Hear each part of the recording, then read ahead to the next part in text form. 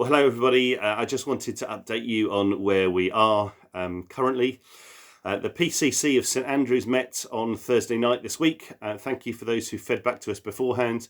And we had a long but really prayerful and really united meeting on Thursday. And I wanted to update you on where we were and the decisions that we've come to, because now we can say we do know what we're doing for at least a few weeks.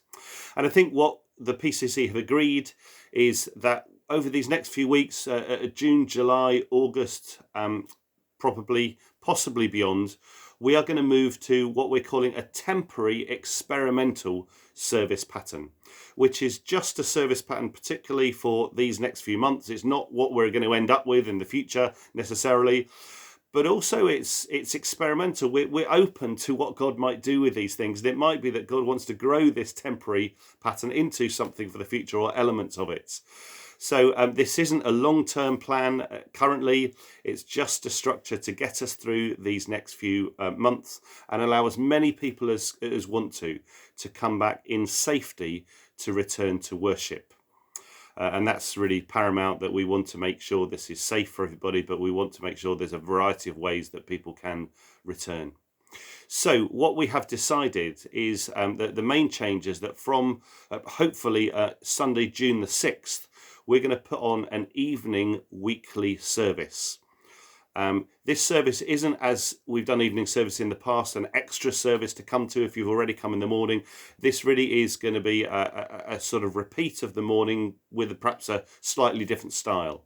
So we will use the same sermon topic as the morning, probably the same preacher most of the time. There'll be a time of worship, but the evening service will probably be a bit freer, a bit more open, a bit more flexible than perhaps the morning service currently is.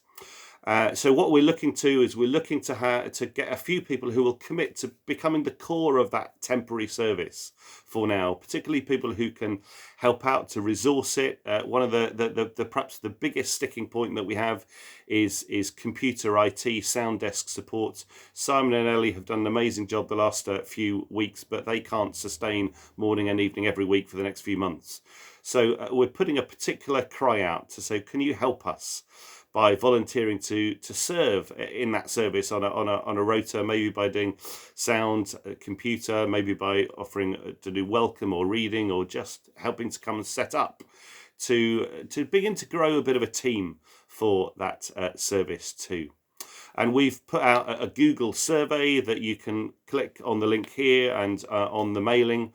And we would love you to complete that this week and to offer, if you can do, for that service and to help out with the other services as well. We'll continue our 10:30 service on a Sunday with the children's ministry and with Pathfinders. The Chaos will link in with evening service. And we're going to continue with early birds, either on Zoom or in person. We're open to that discussion. And we're continuing with our midweek service on Thursday. Now, midweek service on Thursday, we've had some really good feedback lately where people have enjoyed the fact that we're perhaps a bit more of a blend now of contemporary and traditional, not purely traditional. And I'm wanting to use the phrase blended worship for that service. So it'll have some hymns in each week. It'll have some more, perhaps a contemporary song as well, or perhaps put the odd video in. We'll use the PowerPoint. We'll have a good amount of liturgy, and we'll have communion roughly every other week. And moving that to something which perhaps is more in between our old 9 o'clock and 10:45 service, which people seem to be wanting and appreciating. And that's been a lovely service. We had a great Pentecost service this Thursday. Do watch that online, which was a real sense of God's Spirit there. So if you want a quieter, more reflective service where there's a bit more space, then that's a good one to come to. Now, the times are up for grabs, and on the survey that I've just mentioned, we want to hear from you as to what times the services would be best at. So we're sensing that actually it might be better to put the midweek service a bit earlier, maybe at 10 o'clock or 11 o'clock, and the evening service, we want to know what time would suit people best, 5, 6, 7, or somewhere in between. So please do fill out the survey this week. It'll only take about 3 minutes to do. The other thing I wanted to say too is that as we put on more in-person services, there becomes a tipping point where more are going to be in person than online, and we just haven't got the resources. It's not sustainable to continue to produce the quality of and provision online as well as in person. So what we are going to say is that when social distancing reduces, whenever that is, that will become the tipping point where we no longer produce a separate pre-recorded contemporary service, but we will either, if we can, live stream it, which may be at a lower quality, and you'll be able to watch it on Sunday morning at that time, or we will record it on Sunday morning and then put it out later, which will enable us to put it out at a higher quality. And again, there's a question on the survey about that as to what you would prefer. But we're committed to continuing to provide the whole service online for people. But actually, the important thing is that it's going to be a recording of the live service we do from then onwards, not a separate service, because we just can't sustain it. And Derek has worked so hard this year. We just want to take the burden off him and all of us a little bit as well.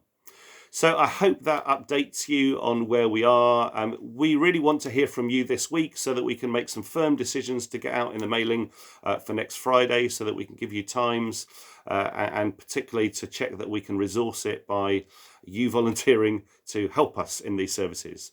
But I think this is a really exciting time, a really exciting adventure to be open to God, to say, God, will you show us just where you might want us to lead in the future in this temporary time? And we just are open to that, not holding everything lightly, and we just see what God does amongst us. And I want to thank you so much for everybody who's fed back, for your patience, for everybody who served so hard to get the whole variety of services that we're offering now up and running. We couldn't have done it without you. It's been a great team effort, so thank you so much for that. And one more thing we're exploring too is that on June the 20th, which might be our last Sunday before social distancing disappears, who knows, we're just exploring the possibility of calling it Life Group Sunday, and encouraging you, as we celebrate all that the life groups have been this year, to actually have a service in your life group in someone's garden or in a barn on the farm, one of the farms that connected with one of the life groups, or maybe even in the church hall on that Sunday, to just gather and worship together, to celebrate all that's gone on with life groups. We'll also put on a service in church that day for people who aren't connected in life groups or whose life groups aren't meeting that time. But we think that will be a great way to just celebrate all that God's done, and also to explore, is that something for the future, to have a termly Life Group Sunday where we gather to worship in smaller groups. So lots of exciting things ahead. Continue to pray and just be patient with us as we try and work out how on earth to do this. But I really sense that God's going to bless us as we move forward in this. So thank you for your understanding and patience, and let's see what God does.